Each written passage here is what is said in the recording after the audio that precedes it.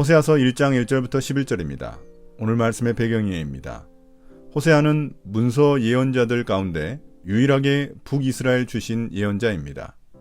예언자 호세아는 그와 마찬가지로 북이스라엘에서 예언했던 아모스보다 조금 늦게 주전 750년부터 722년에 활동했던 것으로 보입니다. 남유다의 예언자 이사야와 미가 이전에 또는 부분적으로 그들과 동시에 활동했을 것입니다. 예언자 호세아가 활동하던 시기는 북이스라엘이 멸망하기 30년, 40년 전으로서 당시 국제정세는 매우 어수선했습니다. 아시리아와 이집트의 세력 약화로 인해 북이스라엘은 여로보암 2세 때 번영을 누렸지만 그 뒤 25년 동안 6명의 왕 중 4명이 암살되고 말았습니다. 그리고 마침내 주전 722년에 북이스라엘은 아시리아에게 정복되어 멸망하게 됩니다. 1장 1절입니다. 주님께서 부에리의 아들 호세아에게 주신 말씀이다.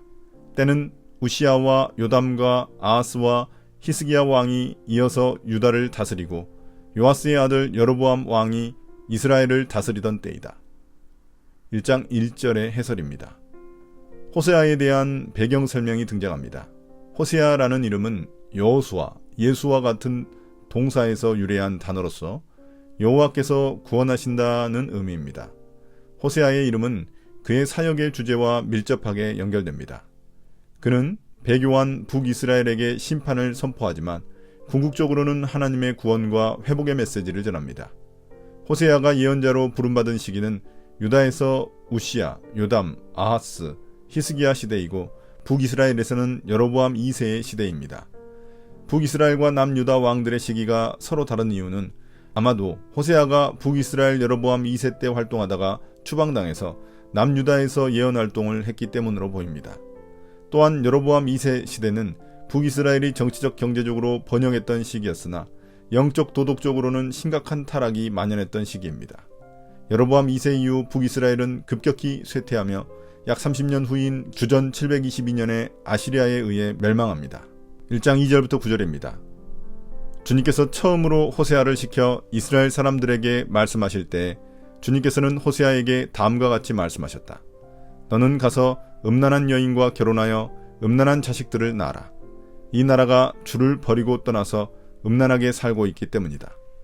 호세아가 가서 디블라임의 딸 고멜과 결혼하였다. 고멜이 임신하여 호세아의 아들을 낳았다. 주님께서 호세아에게 말씀하셨다. 그의 이름을 이스라엘이라고 하여라. 이제 곧 내가 예후의 집을 심판하겠다. 그가 이스라엘에서 살육한 죄를 물어서 이스라엘 왕조를 없애겠다. 또 그날에 내가 이스라엘 평원에서 이스라엘의 화를 꺾겠다. 고멜이 다시 임신하여 딸을 낳았다. 그때 주님께서 호세아에게 말씀하셨다. 그 딸의 이름은 로루하마라고 하여라. 내가 다시는 이스라엘 족속을 불쌍히 여기지도 않고 용서하지도 않겠다. 그러나 유다 족속은 내가 불쌍히 여기겠다. 그들의 주 나 하나님이 직접 나서서 그들을 구출하겠다. 그러나 내가 그들을 활이나 칼이나 전쟁이나 군마나 기마병으로 구출하는 것이 아니다. 로루하마가 젖을 뗄 때에 고멜이 다시 임신하여 아들을 낳았다. 주님께서 말씀하셨다. 그의 이름을 로암미라고 하여라. 너희가 나의 백성이 아니며 나도 너희의 하나님이 아니기 때문이다. 1장 2절부터 9절까지의 해설입니다. 하나님이 예언자 호세아에게 하신 말씀의 시작은 호세아의 결혼에 대한 것입니다. 호세아의 삶을 이스라엘을 향한 메시지로 삼으시려는 것입니다. 호세아가 결혼할 여자는 고멜인데 음란한 여인입니다. 구약성경 전체에서 12번이나 쓰인 음란이라는 명사는 호세아서에서만 6번 등장할 정도로 호세아서의 핵심 단어입니다. 이 음란은 성적 타락을 뜻하는 게 아닙니다. 우상 숭배를 의미합니다. 이스라엘이 하나님과 결혼했는데도 음란하여 다른 우상을 끊임없이 찾는 고멜과 같다는 것입니다. 이러한 호세아의 아내 고멜이 낳은 3명의 자식이 등장합니다. 첫째 아들의 이름은 이스라엘입니다. 이스라엘은 하나님이 흩으시다 혹은 하나님이 씨를 뿌리다 라는 뜻입니다. 심판과 회복의 중의적 의미를 담고 있는 이름입니다. 여기서는 이스라엘에서 아합 가문이 심판을 당한 것처럼 예후 왕조도 그렇게 심판받을 것이라는 의미를 담고 있습니다. 하나님은 이스라엘의 화를 꺾어 군사적 몰락과 정치적 멸망을 겪게 하실 것입니다. 또다시 고멜이 임신하여 딸을 낳았는데 그 딸의 이름은 로루하마입니다. 이 이름의 의미는 궁율이 없다는 뜻으로 북이스라엘에 임할 하나님의 심판을 단호하게 표현한 것입니다. 원래 궁율이라는 단어는 어머니의 태를 의미합니다. 자식을 향해 있어야 할 어머니의 궁율이 없듯 하나님도 이스라엘을 궁율이 여기지 않으시겠다는 의미입니다. 이스라엘을 불쌍히 여기지도 않으시고 용서하지도 않으시겠다는 의미입니다. 반면 하나님은 유다 족속은 불쌍히 여기시겠다고 말씀하십니다. 그러면서 그들을 무기로 구원하시지 않으신다고 말씀하십니다. 유다의 구원이 그들의 능력이 아닌 하나님의 은혜와 궁율에 달려있음을 의미합니다. 마지막 세 번째 자식이 등장합니다. 그의 이름은 로암미입니다. 의미는 내 백성이 아니다는 것입니다. 하나님과의 언약관계가 깨어졌음을 의미합니다. 1장 10절부터 11절입니다. 그러나 이스라엘 자손의 수가 바닷가의 모래처럼 많아져서 얼마나 되는지 아무도 되어보거나 세어볼 수 없을 때가 올 것이다. 그때가 되면 사람들이 너희를 로암미라고 부른 땅에서 살아계신 하나님의 자녀라고 부를 것이다. 그때가 되면 유다 자손과 이스라엘 자손이 통일을 이룩하여 한 통치자를 세우고 땅에서 번성할 것이다. 그렇다 이스라엘의 날이 크게 번창할 것이다. 1장 10절부터 11절까지의 해설입니다. 마지막 10절 11절은 북이스라엘과 남유다에 대한 하나님의 심판이 끝이 아님을 보여줍니다.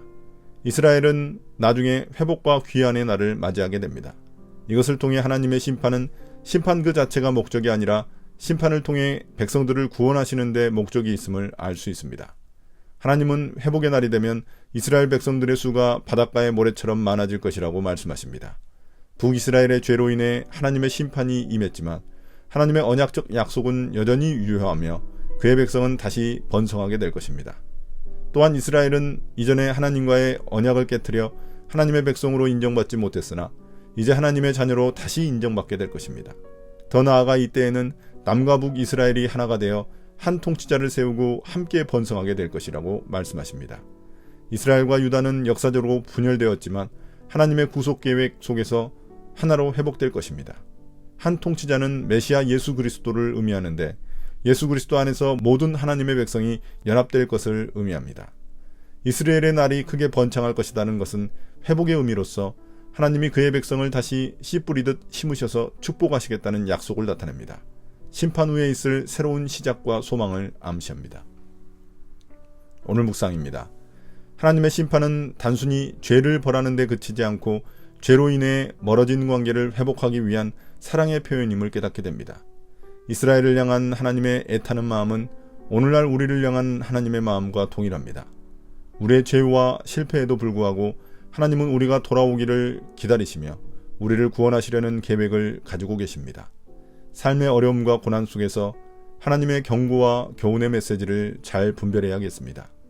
회개를 통해 하나님께 돌아가고 그의 회복 약속을 신뢰하며 믿음으로 나아가는 우리가 되기를 소망합니다.